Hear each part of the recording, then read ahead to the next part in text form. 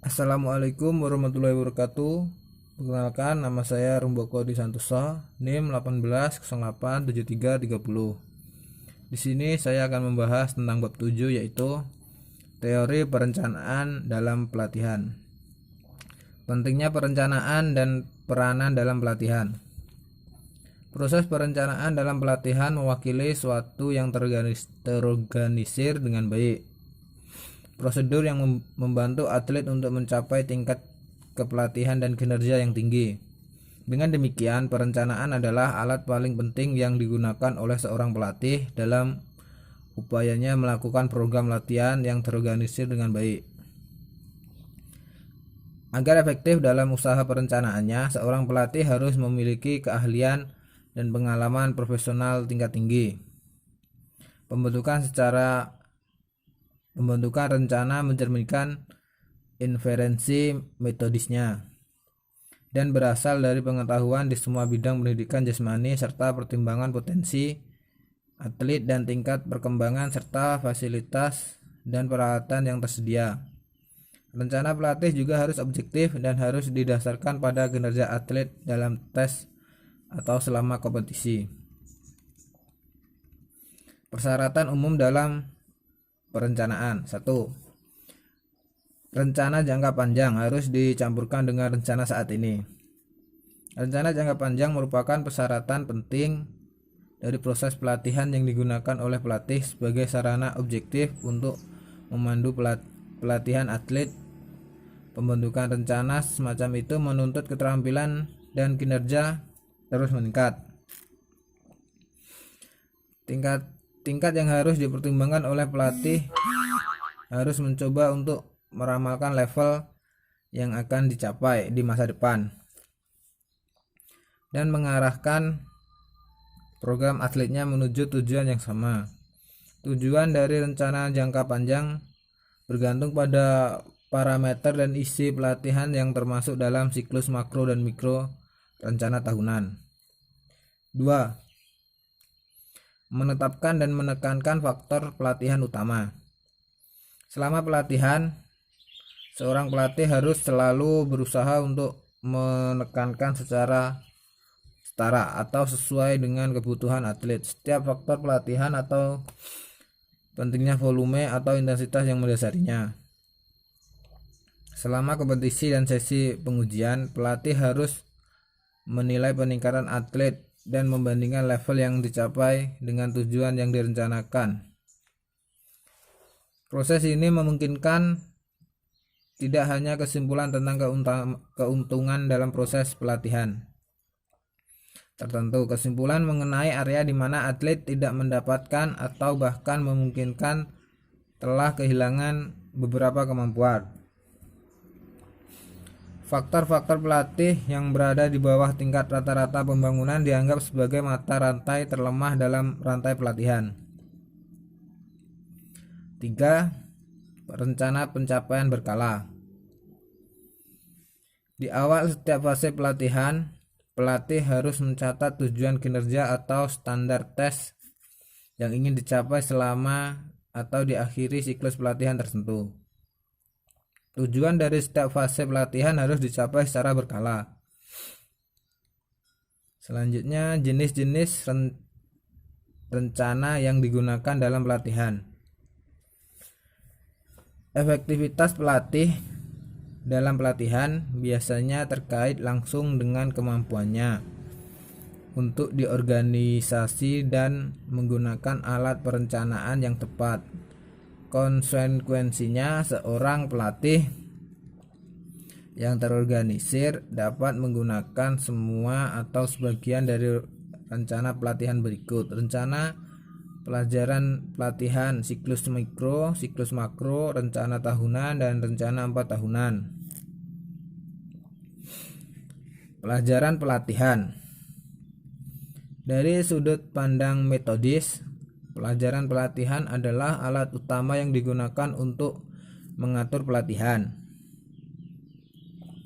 Di dalamnya pelatih berbagi ilmu dengan atlet yang tugasnya adalah mengembangkan satu atau lebih faktor pelatihan.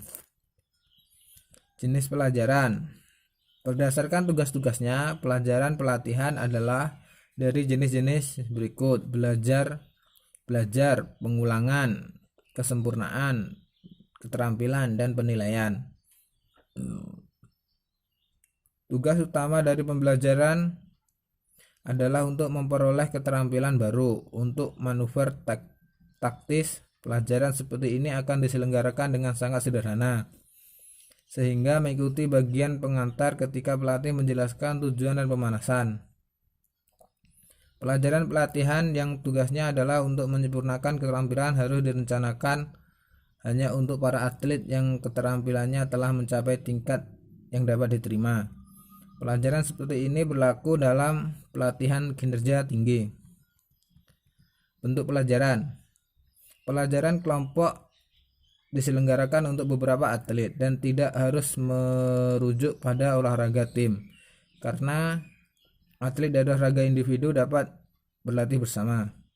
Meskipun pelajaran seperti ini memungkinkan untuk beberapa kelemahan, sejauh individualisasi pelatih diperhatikan.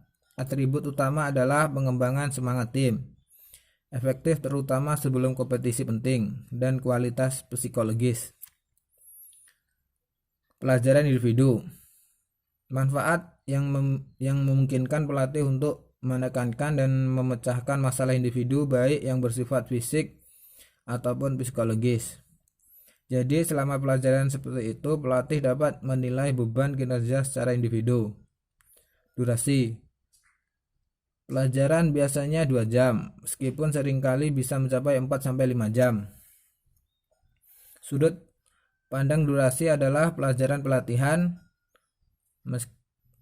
singkat 30-90 menit, sedangkan 2-3 jam, dan panjang lebih dari 3 jam. Selanjutnya, struktur pelajaran pelatihan. Sesuai dengan kedua rasional metodologis dan fisiologis, pelajaran pelatihan dibagi menjadi bagian-bagian yang lebih kecil, yang memungkinkan pelatih atau atlet untuk mengikuti prinsip peningkatan dan penurunan progresif dari pekerjaan yang ditetapkan. Struktur dasar terdiri dari 3 atau 4 bagian. Dalam kasus pertama, pelajaran dibagi menjadi sebagai berikut: 1. Persiapan atau pemanasan. 2. Tubuh utama latihan. 3. Kesimpulan. Demikian pula pelajaran 4 bagian, terdiri dari 1. Pendahuluan, 2. Bagian persiapan, 3. Badan utama, dan 4. Kesimpulan. Durasi setiap bagian dari pelajaran. Durasi pelajaran pelatihan rata-rata adalah 2 jam, yang dalam kasus khusus ini akan digunakan sebagai titik-titik referensi untuk durasi bagian-bagiannya. 1. Pendahuluan 5 menit, 2. Persiapan 30 menit, 3. Tubuh utama 75 menit, 4. Kesimpulan 10 menit. Totalnya 120 menit. Di sisi lain, waktu yang diberikan untuk pelajaran 3 bagian mungkin: 1. Persiapan 25-35 menit, 2. Bagian utama 75-85 menit, 3. Kesimpulan 10 menit. Total 120 menit. Kelelahan dan pedoman metodis untuk suatu pelajaran.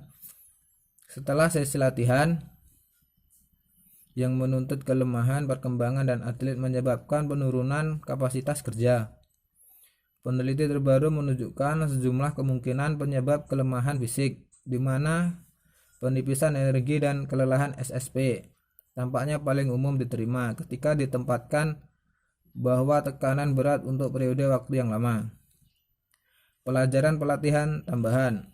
Ketika setiap atlet berusaha memaksimalkan waktu luangnya untuk tujuan pelatihannya, pelajaran pelatihan tambahan merupakan salah satu cara paling efektif untuk meningkatkan volume latihan atlet dan dengan demikian meningkatkan tingkat persiapannya.